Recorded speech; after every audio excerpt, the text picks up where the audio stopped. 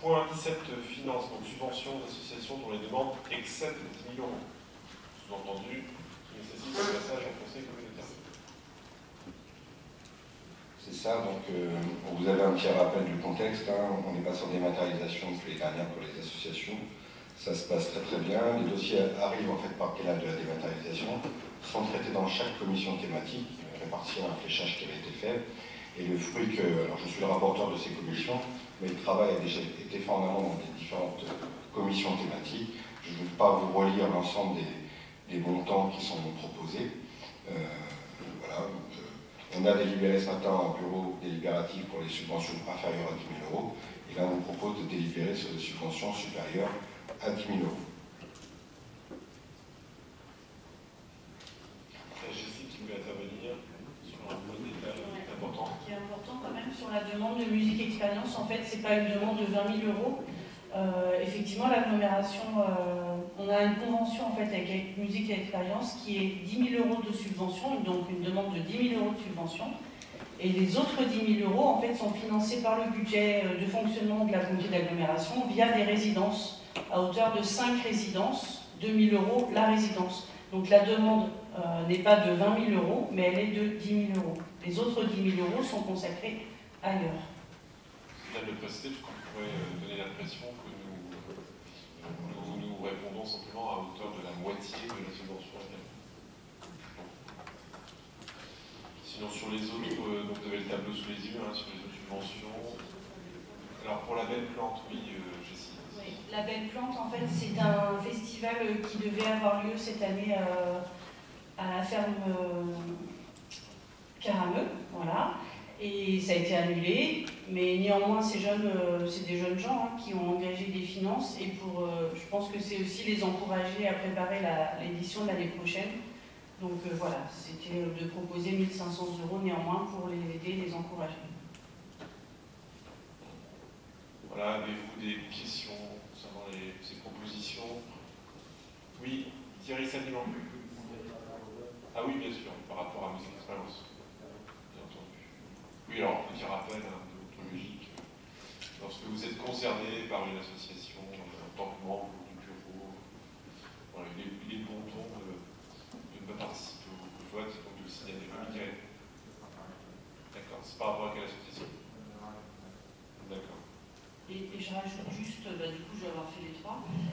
Les Cèdres, en fait, c'est l'association qui est adressée, et là c'est dans le cadre de l'école de musique. Très bien. Une intervention, oui. On voit des subventions très importantes, les montants maintenant supérieurs à 100 000 euros. Est-ce que vous pouvez nous expliquer un petit peu pourquoi? Oui, bien sûr. C'est une très bonne question. Alors, je pourrais laisser soit Denis Laporte, soit Franck Hénouf ou des élus pour essayer d'intervenir. Parce qu'en fait, ce sont des associations qui ont en quelque sorte des délégations de services publics, qui rendent des services population en lieu et place de la communauté ou des services de la communauté. Et je laisse Denis peut-être évoquer la situation. Oui, alors la plupart des associations qui ont des grosses subventions comme ça, ce sont souvent des associations qui gèrent entre autres des centres de loisirs. Entre autres, donc ils ont des coûts importants de gestion et d'encadrement personnel. Et les différences qui se font entre les uns et les autres, c'est souvent par rapport au nombre de journées enfants les uns aux autres, puisque Musique Expérience, par exemple, gère le centre de loisirs, gère également le RAP, l'assistance maternelle. C'est la seule. Les petites canailles, c'est centre de loisirs. Les Cèdres, c'est diverses activités. Vous pouvez vous lire un peu plus, mais c'est aussi très important. Le CLIC, alors c'est différent, parce que c'est l'agglomération, c'est montant par habitant. C'est 50 centimes. L'Office culturel, social et sportif de Saint-Hilaire en C2S, c'est un peu du même niveau que Musique Expérience, c'est centre de loisirs, toute action auprès de la jeunesse, les périscolaires. L'OC2S, Isigny, c'est aussi la même chose. Tire-pied en France Loisirs, c'est la même chose. Alors, ce sont des subventions qui varient des unes aux autres. Peut-être que ça, Musique Expérience, c'est 8 000 journées enfants à l'année. Je pense qu'on pourrait, quelqu'un d'Isigny ou d'une commune pourrait faire la comparaison avec son territoire. famille rurale Tergat-Beuvron, c'est le centre de loisirs également. C'est la première année, par contre, qu'on a la subvention pour famille rurale Tergat-Beuvron, puisque avant c'était les communes, et depuis le 1er janvier, tous les centres de loisirs par le collectif de mineurs sont de compétences communautaires. Et là, ça fait l'objet pour famille rurale Tergat niveau d'ACLEC, les communes ne sont impactées pour compenser cette subvention. Musique Expérience, c'est la première fois que c'est une subvention. Avant, c'est qu'ils répondaient à un appel d'offres.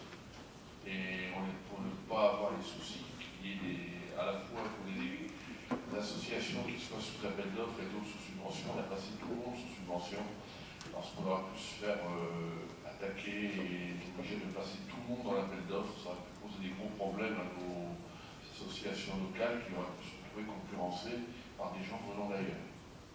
Et c'est principalement tout cela, c'est tout ce qui tourne autour de la jeunesse. Merci.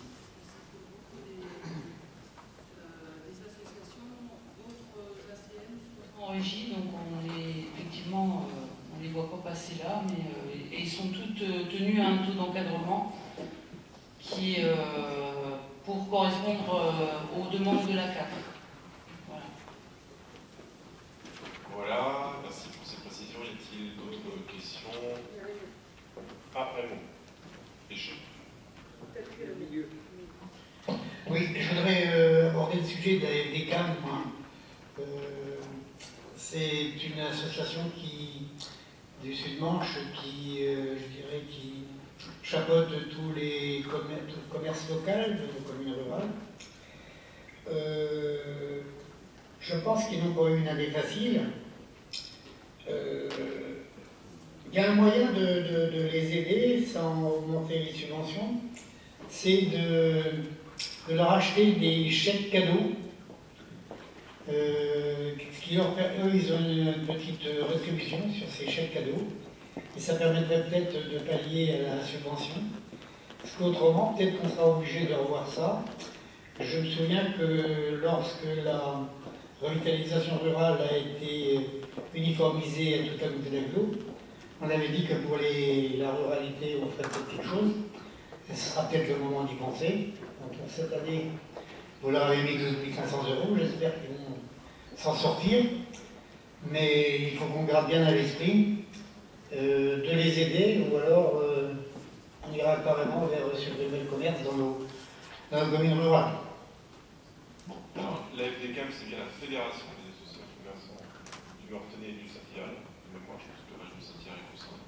Alors, ce qu'il faut leur dire, et bon, on a d'autres personnes dans la salle qui connaissent ces interlocuteurs, c'est qu'en effet, s'ils ont des difficultés de fonctionnement, alors bien c'est une fédération d'associations de commerçants. Il faut savoir quels sont leurs besoins exactement. Mais ils sont bien évidemment invités à nous faire part de leurs difficultés s'ils les connaissent. Enfin, s'ils en connaissent, hein. Pour aller au-devant d'eux, mais bien entendu, ils peuvent nous contacter.